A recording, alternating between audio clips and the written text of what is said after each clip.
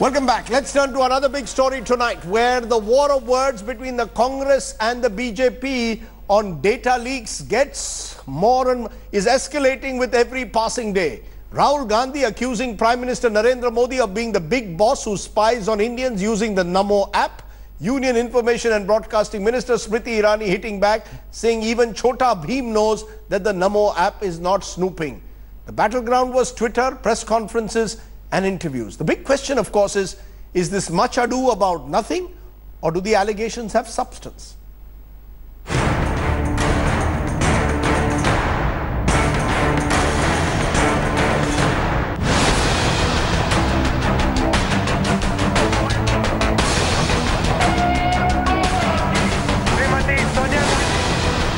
It's not Prime Minister Modi versus Rahul Gandhi anymore. It's Big Boss versus Chota Bheem. In the run-up to 2019 elections, political slugfest over data leak gets uglier. Brace yourself, for now, it's the war of the apps. A day after accusing Prime Minister Modi of leaking user data through NaMo app, Congress President Rahul Gandhi termed the Prime Minister Big Boss, accusing him of spying on Indians and misusing his position. So what makes me a little curious is that the biggest opponent of Aadhaar are those who are the biggest supporter of right to information. Remember that? I'm sorry, Rahul Gandhi's understanding of technology is a debatable question. Let's leave it, okay? BJP was quick to hit back, saying even Chota Bheem knows more than Rahul Gandhi, further accusing Congress of leaking data through its own app and deleting it amid data theft allegations. उधर IT मंत्री press conference करते हैं और इधर 50 लाख भारतीयों का, भारतीय नागरिकों का, भारतीयों का, भारत में रहने वाले वासियों का डेटा एक नमो पर्सनल ऐप के नाम पे कलेक्ट किया गया है. No, I think it is now a common knowledge, and it is now agreed that Rahul Gandhi has really not evolved as an adult, because a lot of comments that he makes are really juvenile. The war erupted after an unverified Twitter account claiming to be a French cybersecurity expert alleged that NaMo app leaks user data to a US firm. That opened the floodgates for all-out ugly war of allegations and counter-allegations, leaving the people wondering if privacy was too much to ask for. See, it can be misused in various ways, because once you provide them permission to do it, then they can do it in legitimate ways as well as illegitimate ways. For example, the app may want you to report problems by clicking a photo, which is a very legitimate use. But at the same time, because you've given the permission to the app, it may also use the camera to record something when you are not even using the app. As politicians fight it out on Twitter, the issue of data security, it seems, is getting drowned out in all this din. With netas engaging in mudslinging, no one is answering the big question: who's protecting your data in the big World Wide Web? With Anindo Banerjee and Meetu Jain, Bureau Report, India Today. So my big question, the data leaks battle between the Congress and the BJP, is it much ado about nothing, or are there serious issues of privacy at stake here? Saket Modi, CEO, Lucidus Tech, joining me. Also joining me, Pranesh Prakash, Policy Director, Center for Internet and Society. Let's come to you, Saket, first.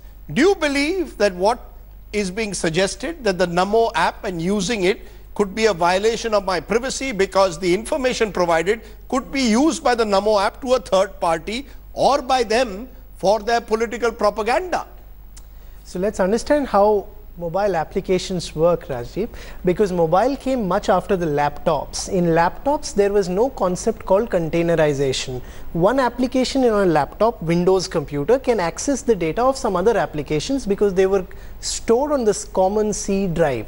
However, the way Android and iOS works, it has something called containers in which you install individual applications, and one application is not authorized to access the data of some other application. Not only that, if it it wants to take an access to the common data like SMS, like access to your mobile camera, your anything, that needs to be explicitly asked from the user the moment he is downloading it. So like that, every app that is there on your phone, whether it's Facebook, whether it's Truecaller, whether it's Twitter, anything, they all require permissions. They take your data. A lot of them use it to give you ads. In the case of Narendra Modi application, they are taking the access to a lot of a lot of things on your phone. However, whether they are using it for a wrong purpose or a right purpose is something that we do not know. But it is possible for them to take your data and give it to a third party or not, because now there are question marks over whether their privacy policy extended to them, assuring me that that data was only restricted to be me and those who are using the NaMo app. Could it go to a third party as the Congress party is alleging? So let's understand the concept of third party. 95% of the financial services or banks in the world run on third party cloud or data software which is there. So the concept of third party means Narendra Modi himself or his office will not develop an application. They will always hire a company to develop the application, manage the data, and of course they are legally bound not to send it apart from that third party application developer and Narendra Modi's office itself. So that shouldn't go or leave that. That's the breach which happened in the Cambridge Analytica case, where the developer who had taken the permission to take all your data actually sold that information to Cambridge Analytica, and that's where the breach happened. And okay, so it is about whether that breach has occurred in this case or not. Pranesh Prakash, do you have a different view? Do you believe that fundamentally, whether it's the BJP or the Congress, once I get on their app, there is the possibility, given the high stakes in our politics, that they could be using their data for their political purposes? Of course, that possibility exists, but let me take a few steps back to 2015, when a security vulnerability was found in the Narendra Modi app. I personally was involved in helping report it to the BJP, who put in place some stopgap measures. In 2016, again, the same set of security vulnerabilities blew up. Once again, those had to be reported to the BJP, and this time, more than 5 million people's personal profiles, including their birth dates, their phone numbers, whatever they had updated as a profile in the Narendra Modi app, was available to the public. We had screenshots, for instance, of Smriti Irani's profile, etc. Right? So various people, whoever was using and had downloaded the NaMo app, their personal details were available. It took a long while for people such as the social media head of the BJP to stop denying what actually had happened and to realize that there was a security vulnerability and that they had to get around to fixing it. At that time, the privacy policy of that app clearly stated that this data would not be provided to any third party. Right. What has been found now is that this data was being provided to an analytics company. This is an analytics company like Google Analytics, etc., which helps analyze how people are interacting with your app. Now, there are a few distinct points we made here. One, on the information security, there's a thing called the principle of least privilege. When an app asks for permissions, it should ask for the minimum permissions it needs. This app, for instance, asks for fine-grained permissions to read all your contacts, to find your precise location using GPS, and so on. Now, your precise location should not be important for a political messaging app. Just knowing which state you are in or which city you are in should be enough. But it actually asks for your precise location. So these kinds of excessive permissions should not be sought, one.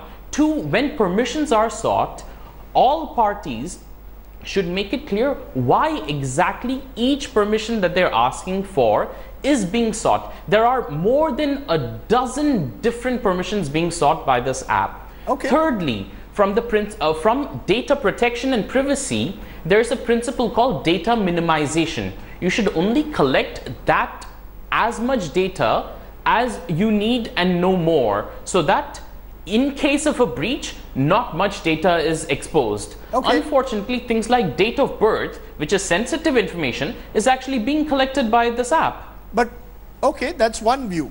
Saket, your view is that actually if I now go into my mobile and into my privacy policy, all the apps that I have downloaded have access to my location and to various possibly data about me, including my date of birth. Would they have access to that? Or is this exclusive to the NaMo app, that they will have a sense of who is this person using the NaMo app and where is he at that moment? So let's understand how it technically works, Rajdeep. First, where the person belongs is a function of you allowing it the GPS access. Because you have on your phone, you can actually go to settings in privacy. In location settings, you'll be able to find which apps can take access to your location, based on which they can track 24/7 where you are. I totally agree with what Pranesh is saying, because ideally any application needs to take the minimal number of permissions that it requires to fulfill its functionalities and nothing beyond it. However, because there are a lot of apps with different kinds of aspirations, like WhatsApp started as a payment as a messaging platform, which has now become a payment application, which is also there. So every app wants to metamorphose into something bigger, grander. Therefore everybody has their own ambitions where they would want to take certain data to enhance their own app, which is not always evil. But I totally agree with what Pranesh is also saying, that ideally it has to be the minimal permission that you take, and even the permissions that you take, especially a political party which has public accountability, should definitely specify why is it taking a permission, especially for a permission which is not directly linked to one of its features on the application. Okay, good. So we've got final agreement between Pranesh and Saket, which I found difficult in the past, but it shows transparency and accountability. I'm going to give you 30 seconds, Pranesh, very quickly, because I'm running out of time. It's clearly, and I haven't got politicians because I didn't want a tutu meme, but transparency and accountability of political parties in particular, because of the nature of the beast, is critical. They cannot misuse that at all. Do you concede that? That therefore there's no harm in having your NaMo apps and any Congress app, but you cannot do it without a large measure of transparency and accountability. Very quickly, Pranesh. I don't fully agree even with that summing up. For instance, if the government were to find out who I had called for how long and information like this, they would need to follow the procedure under the CRPC. However, with this app installed, a political party can find out all this information without going through even the police. So that for me is worrying as a citizen, that government ministers are promoting an app of a political party which provides them all kinds of information which they would need a magistrate or a senior police official to grant them normally. Okay. So we can't allow this to slide easily. We must ask, why are these permissions being sought? And a clear explanation must be provided when people are installing as to why each permission is being sought, and no more than the minimal permissions should be required. Okay. So that's not asking for much. And given the history of security breaches that these political apps have had, that is the least that we as citizens must be demanding. Okay, let's leave it there. Clearly, it's interesting that these issues at least are finally finding space in the public domain, because in an election year, we will continue to raise questions of how technology could be used unfairly at times, and in other ways, it's simply out there and you can use the best in the best possible way. Let's leave it there. Thanks very much. Thanks for watching the video. For more such news and updates, please like, share and subscribe to India Today. Also check out our other great videos from our channel. We know you would love to.